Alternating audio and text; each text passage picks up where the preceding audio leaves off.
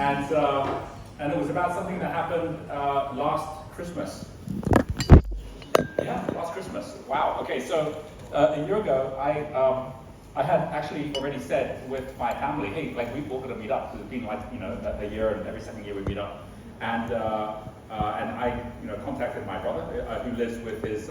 He actually works at the United Nations School in Hanoi, together with his wife Emma. And the two of them have two kids. And one of the kids, Flora, had just flown out to university in England. And I'm like, hey, we should all get together and like celebrate, like, the parents getting over because they're getting the 80th birthday coming and this kind of stuff, and I haven't seen them for a while. And everyone was really excited about this idea, but Martin, like, who's my brother in Hanoi, is like, sorry, it can't be done. I go, what do you mean it can't be done? He goes, well, because right now Vietnam has some of the strictest rules around like anyone can travel in now. And if we travel out of Vietnam, we can't get back in again. Like, really? Because yeah, I said, well, we'll come to Vietnam. He goes, not possible. Like, all of Vietnam is just closed down. Like, oh no, we've got to find a way to do this.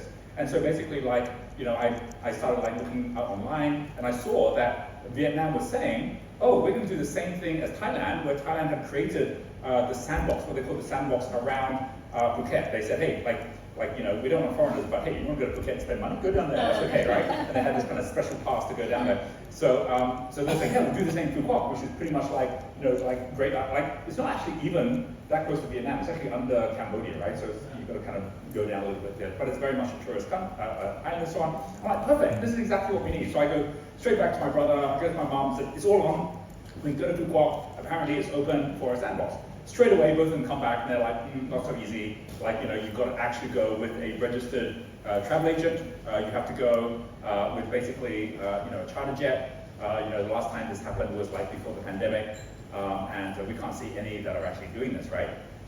And I go online, and it's true. There's like no one that actually has got this all set up, and so we're not going to find anyone who's actually able to do this. And so my brother kind of signs up and says, well, sorry, Roger, it can't be done. But look, if there's anyone who's going to figure it out, it'll be you.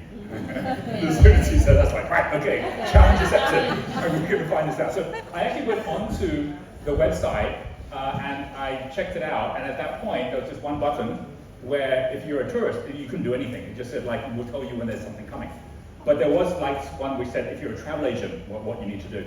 And on travel agent one, basically you got to put in your IATA travel agent number. You've got to say basically what is the charter jet, plane or jet that you actually have, and so on. Right, okay, well, what if there is no travel agent and I became the travel agent, right? So what's the minimum number of people for a package? Like the last group was like 300 people that came in. So I looked and there was a drop down, right, which can show you how many hundreds of people were coming. And I just went all the way back to see what was the least number of people, and I went all the way back to 1. And I'm like, oh, okay, this could actually work. So the next thing, I'm like, calling up Danny. Some of you know Danny. He actually has a separate travel agent company. I said, Danny, I need your travel agent number, right? He's like, well, I'm not doing that business right now. So you don't need to, just give me the travel agent number. So he gave me the number, right? So I'm in there, plugging the number. Then it says, okay, now what is your, the plane? Like the plane you need. Okay, we're going to get a plane problem. He's like, okay, Bangkok will have private jets, right? So I go to Bangkok private jet and I type someone, I'm looking for a private jet to take me to Phú Quốc. It's for 12 people, it's like a private tour, and how much it's going to cost. And straight away, Emma came back saying, here's your registration number, we'll get back to you with the quote. So straight away, I used that registration number, I typed it in, and now we put to the rest of that. We have a private group of 12 people we're going to bring to Phú Quốc. So I went through all of this, sent it off. Next thing, Vietnam government's coming back to say, okay, well, like we want to actually work with you on this tour. You're the first people that are going to do a tour with us. And so basically we went through all of this stuff, like which went on, like almost was going to happen, then it wasn't going to happen, and then we had the plane, then we didn't have the plane, then we actually, and it just went on and on and on, where it was like, me and Eva were like every night, there was all these WhatsApp messages from basically this entire department that were just looking after us and nobody else. And I'm like, if we can pull this off, right, then we can actually get our whole family together. And like, my brother's like, is it on, is it not on? I'm like, I think it's on. No, I'm not sure if it's on. Okay, now it's definitely on. We had Movenpick, which was basically the kind of like a place where you were going to go and be under effectively house arrest, right? You're not allowed to be able to like intermingle with the rest of the guests or anything like this. But what they've done is they've taken this massive part of Movenpick, which effectively was the entire residences, and then put it aside for anyone in the sandbox, which meant there was enough space for like 400 people with a huge Olympic pool and everything. And we were the only people, right? There was 12 of us that were taking over the whole thing. They hadn't they just hadn't thought through any of it at all, but like we actually now were like, right, we're actually coming. And then what then happened off the back of it is that they actually then, we got picked up by the news. This special inaugural private jet took the first on-board luxury guest to Phú Quốc after 2 years of lockdown. We had this whole thing here where it's like, you know, we had the press coming out to take photos of us as we're coming off the plane, right? It wasn't even a jet, it was a propeller plane, right? And it was like, here we are, they even had a little sign, it wasn't a very nice sign, it was like, welcome to the Hamilton family, we're all like, arrived, right? But then they actually went with this, where they went blow by blow. Here's what they're going to do every single day. Like, they actually told everyone where we were going to be, how they were going to be there, every day while we were there. Like, they were reposting our Instagram posts. Like, it was absolutely ridiculous. Yeah, I want to show you just this video, because they then also said, okay, you're allowed to go on one trip. But we're the only ones allowed, so we had the entire island to ourselves. Here, let me just show you this. This is like ridiculous. So talk about VIP service. This is my brother.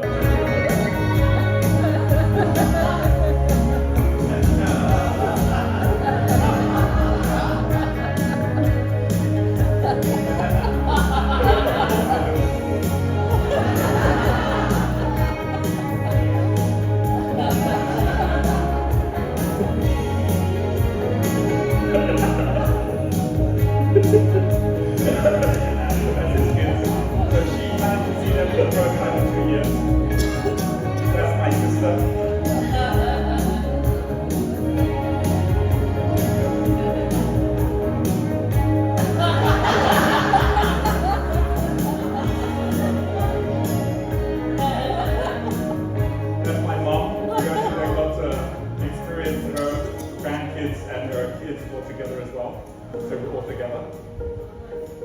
There was like all there with the sunset going down, and we had the whole, I mean, this is a beautiful, beautiful island off Phú Quốc that we went to.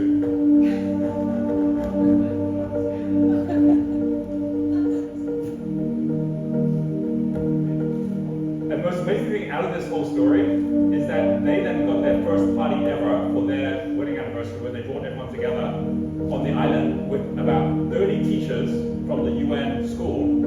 And then my brother says, so what actually do you do, Roger, nowadays? And I said, well, it's like education, right? And we're doing schools now. And he says, do you think we could actually have a school on Phú Quốc, which could be like with all of the things that we're talking about, genius school? And I'm like, for sure we could do that, right? We just need to have a network in Vietnam to make all that happen, right? Wow. And now here it is.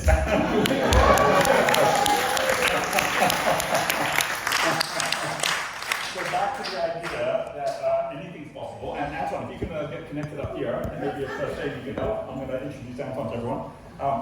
But for me, it's all about these memories, and it's all about the fact that if you're in the moment when someone's saying something's impossible, right, then it just means it's impossible for them, right? There's always a way somehow which is going to actually get you to whatever you're looking to achieve. And I think that's one of the most exciting things. And then later on, all of the synchronicities happen where you find out exactly why that's the case as well, right? Which is where the magic happens. So it's great to have Anne here, to have the whole group here as well. We have got, for those of you staying into next week, like so many of the different partners who are coming and joining us as well. And a big part of what we're doing is planning. Go ahead, you can get connected up, and then I'll introduce you. And Shane, if you can help as well, because we're going to use that.